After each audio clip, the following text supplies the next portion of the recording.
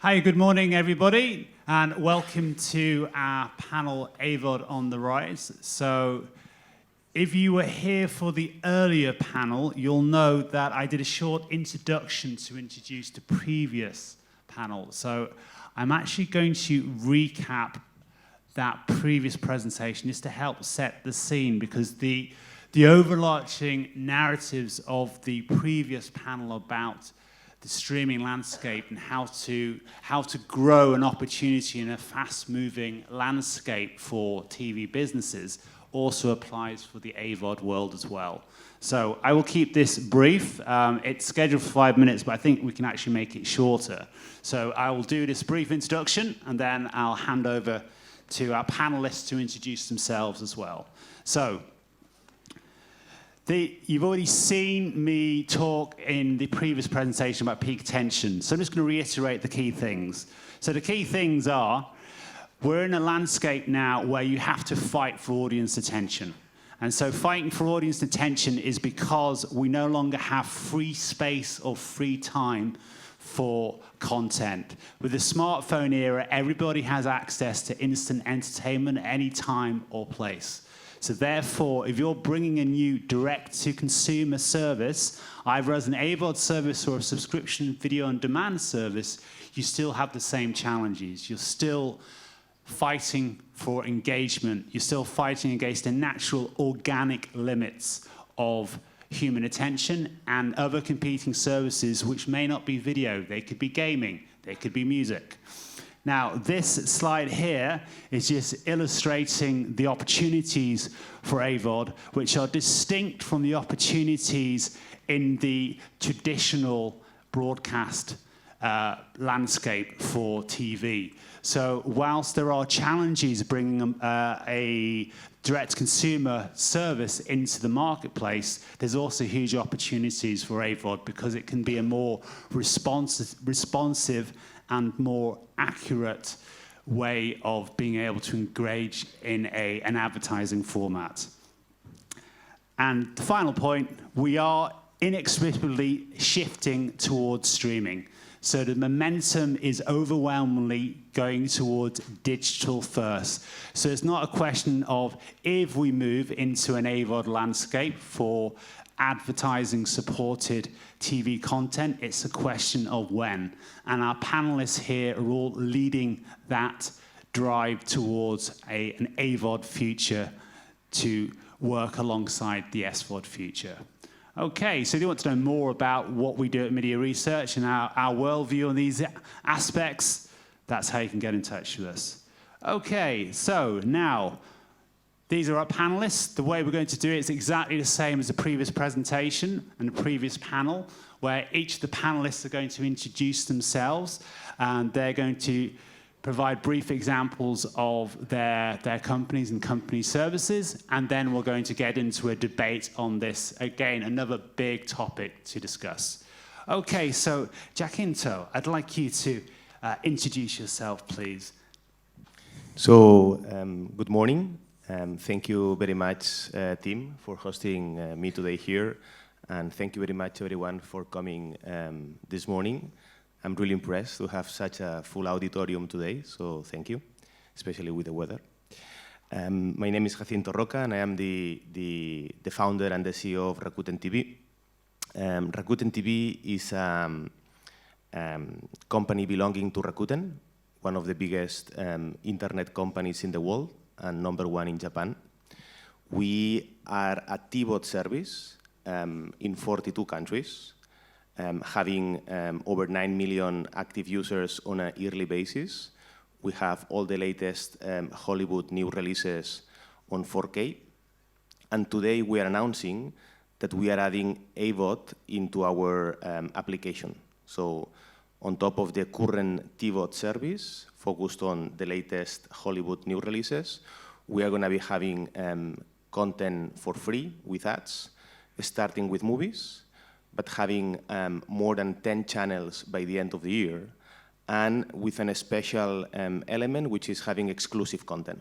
We are going to have one of the channels with original exclusive content, starting with the Matchday Barca Inside TV show, and that is going to be launched in November. And AVoD is especially relevant for us because it's not only a way to monetize all the traffic that we have, but also to drive people to transactionals on TVOD. We are a branded button in the remote controls in 42 countries with Samsung, LG, Philips, and Hisense, and that is bringing an incredible amount of visits that we are going to be monetizing with the growing AVoD trend. So there is a very small video to illustrate what I was just explaining, so if we can play the video.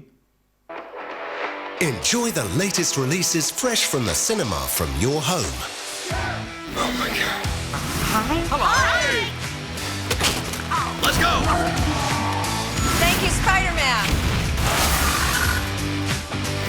The men and women in black.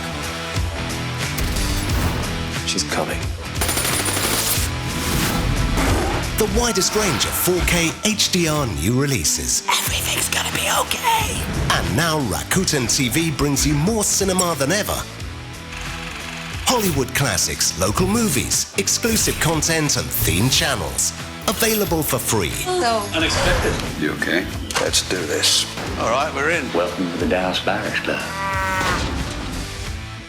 What's happening to me? Who's got their hand in your pocket now? Go be psychos together. No! Hi. hello. Let's get drunk.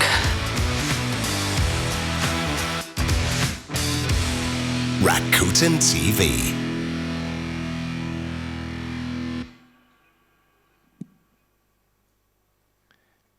Just to say, this is not only a Rakuten TV project, it's a Rakuten TV and Rakuten Marketing, which is another Rakuten Group company that are going to be managing all the advertising sales for us in Europe. Thank you. Great, thank you, Jacinto.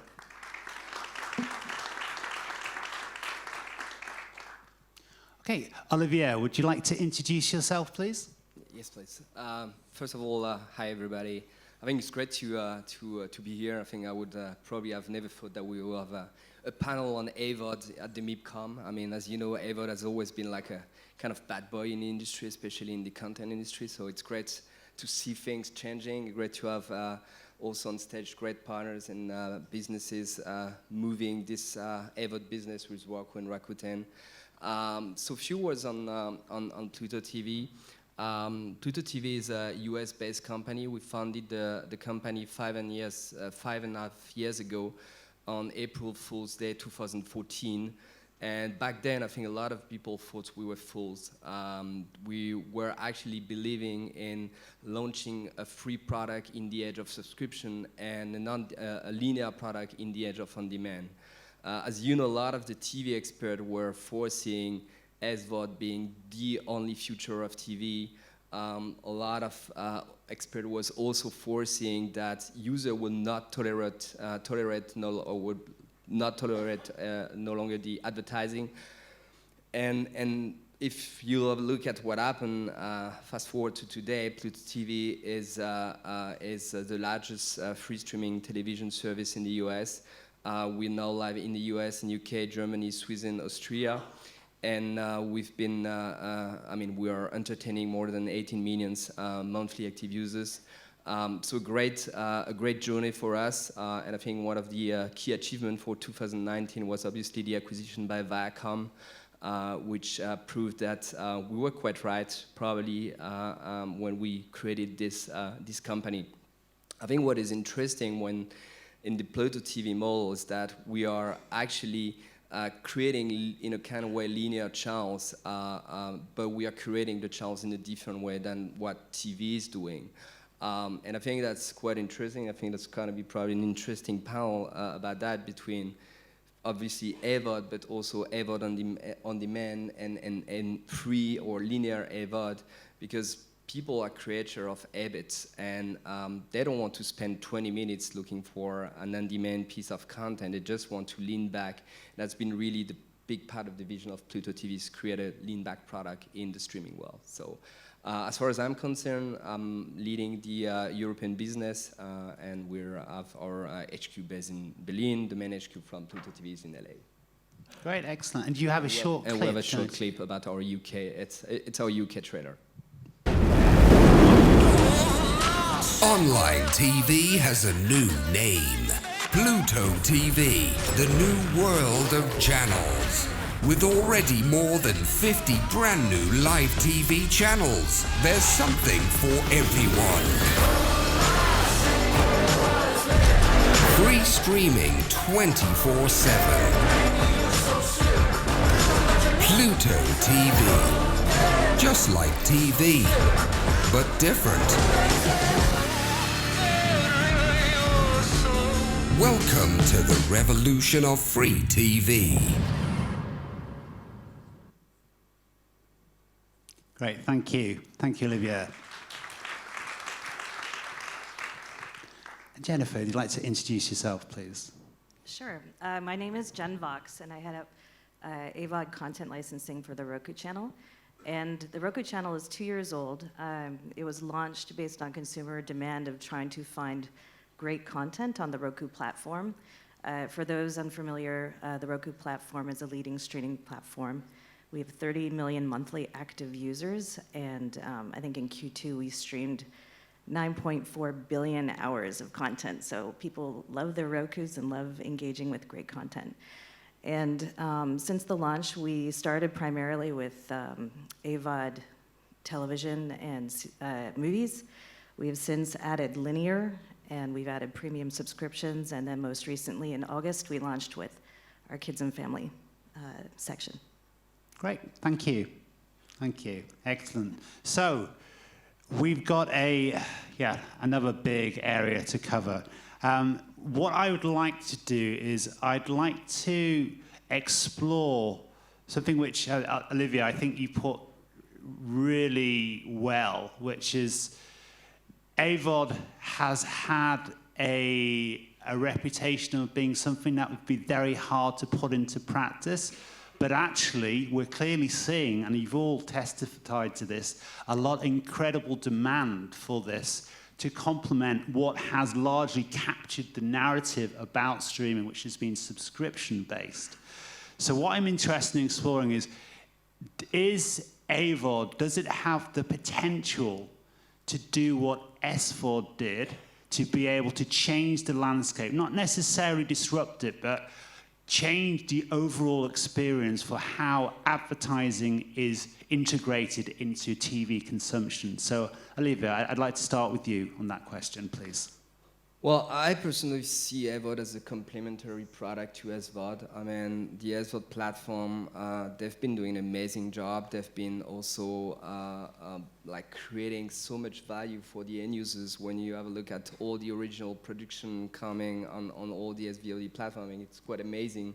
And I think, obviously everybody's fighting for the free time of people, but people are watching more and more content, so on the go, in the living room. So I think I see AVoD as a complementary product. Obviously, free is a very attractive price for the users. And what is, I guess, interesting is you have a lot of new platforms coming in 2019 on the market, 2019 and 20.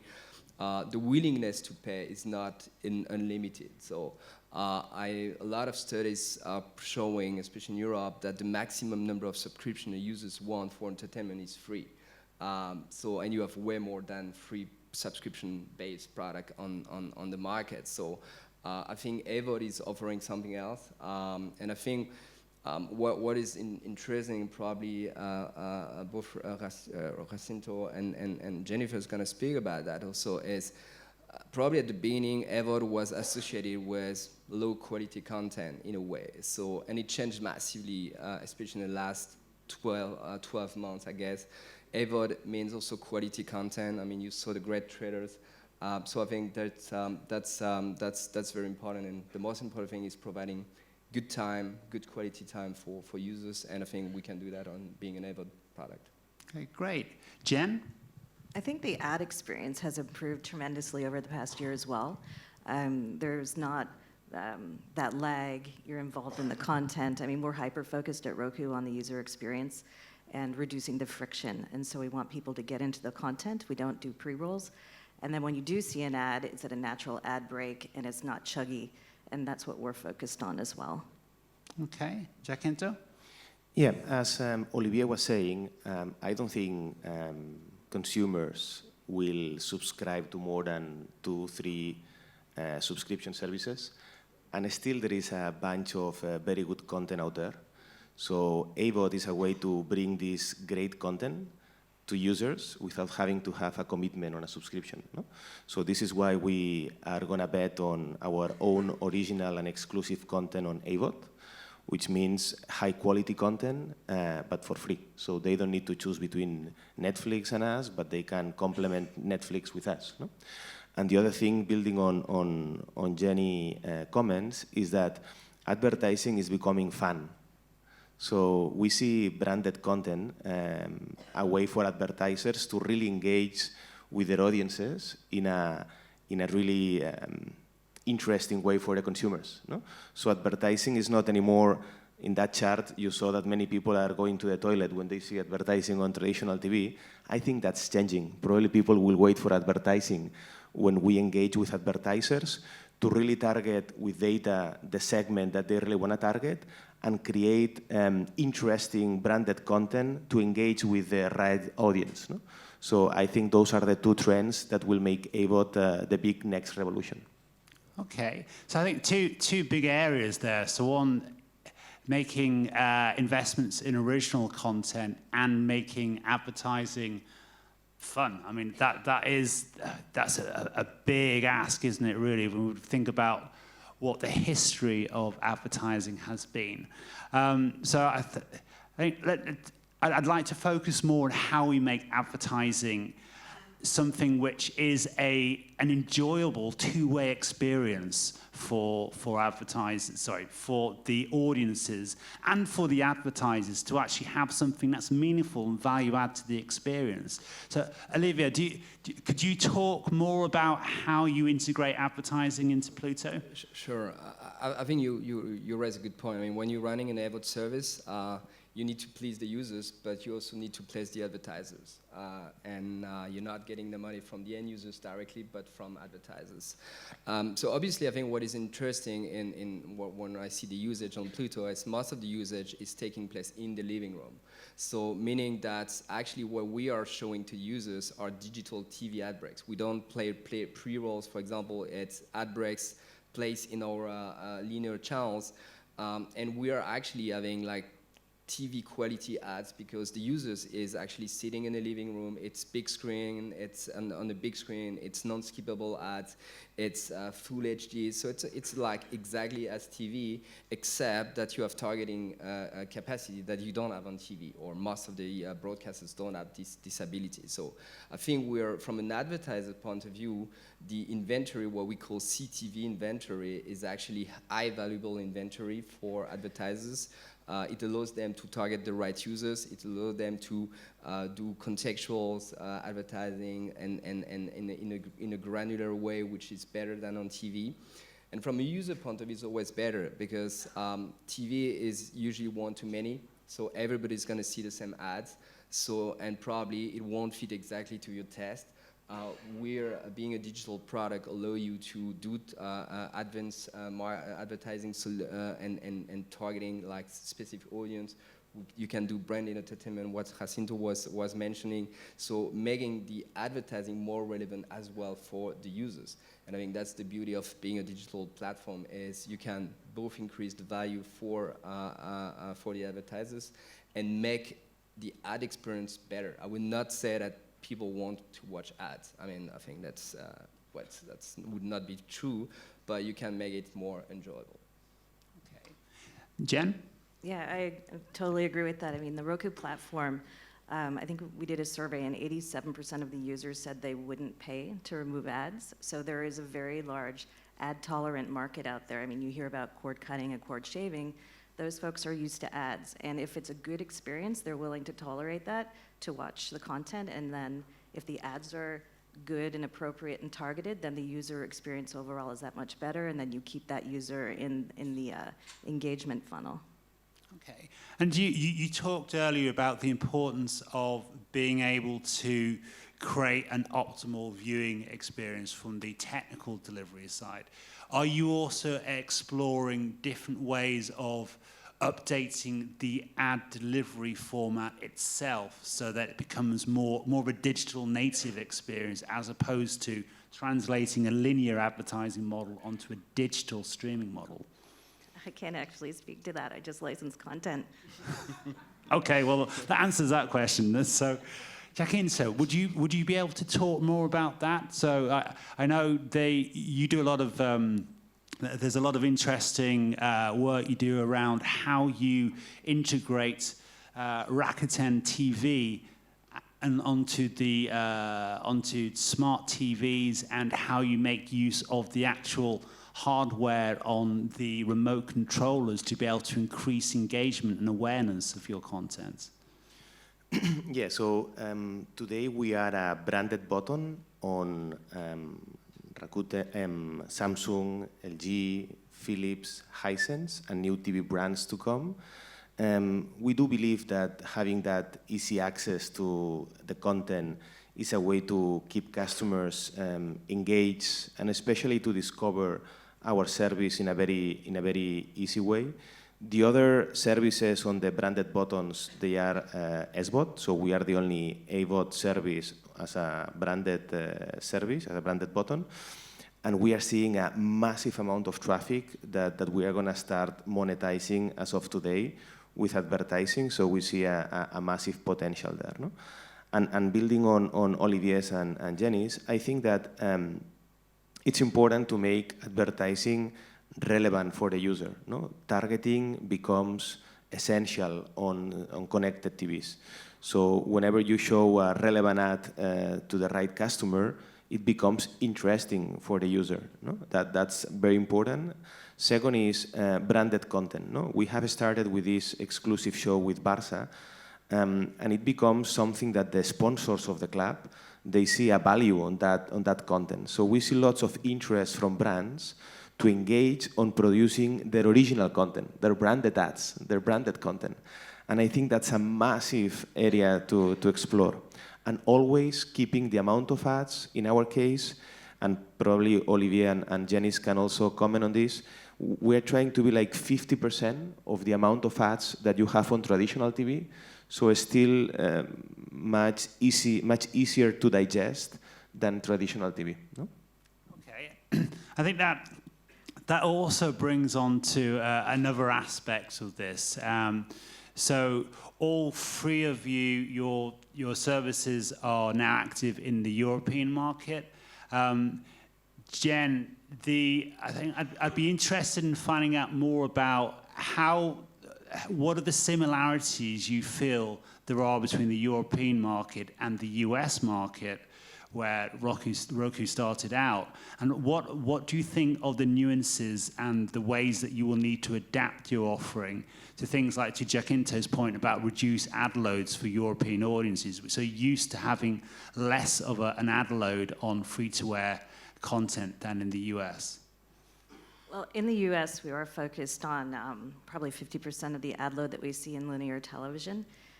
For the European market, we're launching our Roku platform in TVs. So we have a partnership with Hisense that we announced last month, where we're going to be the interface driving the TVs. This is, in the United States, we're in 1 in 3 smart TVs. We're the operating system sold last year.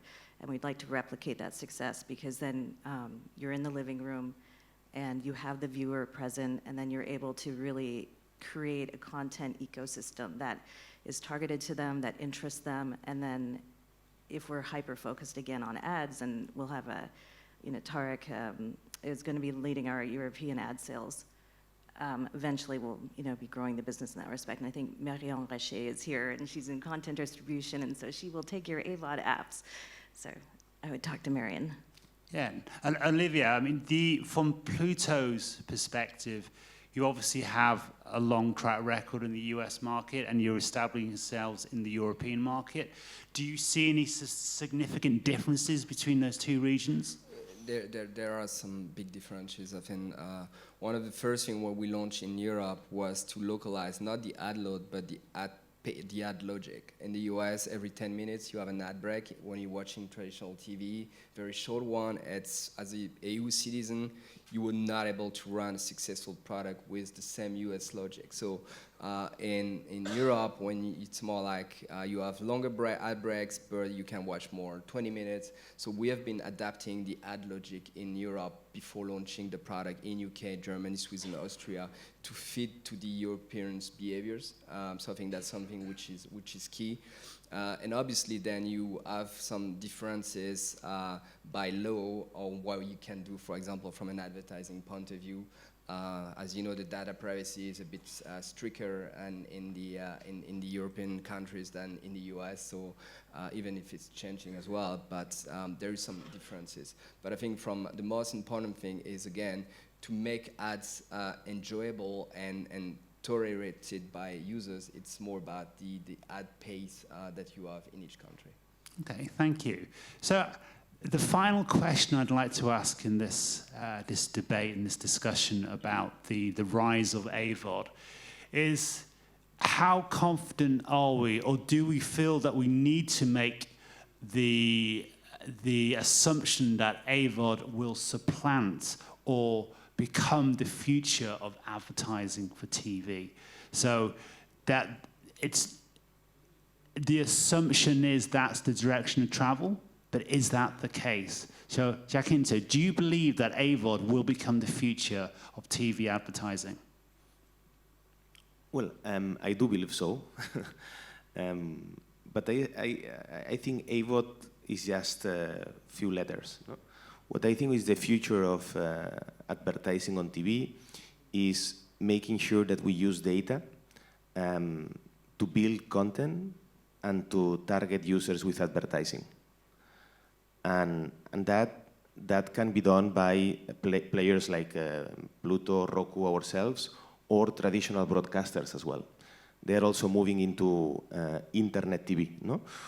Again, which is building content, creating content that is relevant for an audience, making sure that that customer can decide to watch that content on a lean-back experience, like Olivier was saying, or on an active mode on demand. So both alternatives are suitable for different moments. No? So in our case, our app, you can decide for a linear experience with a lean-back type of attitude towards the TV, or actively decide what to watch with the on-demand proposition. No?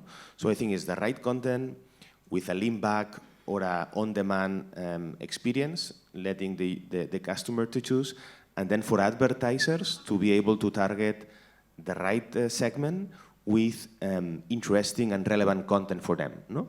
That creates an emotional attachment with the brand. That is the future of TV, in my opinion, those three things. No? And that is something that new players like us or existing players like traditional broadcasters, we all move in that direction. Eventually, like it happened on the SVOD world, new players, we are going to be more aggressive because we don't have a legacy to keep, to maintain. But still, for any player in this industry, again, going into connected, segmented, and relevant content is the future. Okay, thank you. Jen. Well, Roku believes that all television and television advertising will be streamed.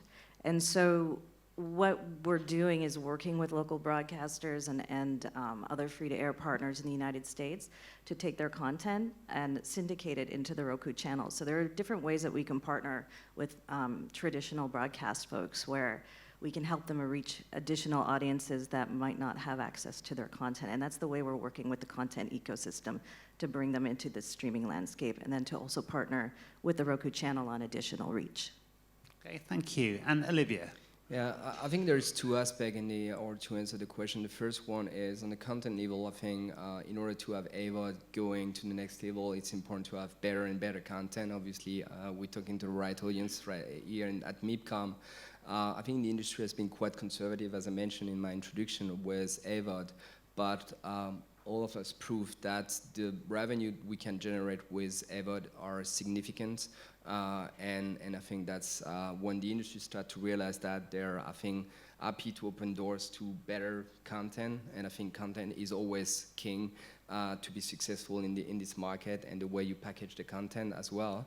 The second one, which is close to what Jen was mentioning, is that probably in 5 years' time, every every broadcaster is going to stream even their linear feed. So, and then it's going to offer new opportunities. You already have some example with dynamic ad insertion, where you're able to replace traditional ad breaks. So that's probably where the future is going. So in a couple of years, probably, whatever you're doing, whether it's AVoD or traditional broadcasting business, everything's going to be streamed, and that's probably going to change massively how the landscape looks like.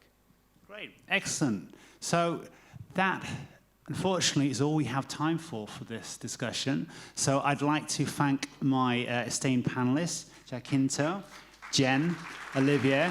Thank you very much. And thank you to all of yourselves for coming in to see this presentation and panel. Thank you. Bye-bye.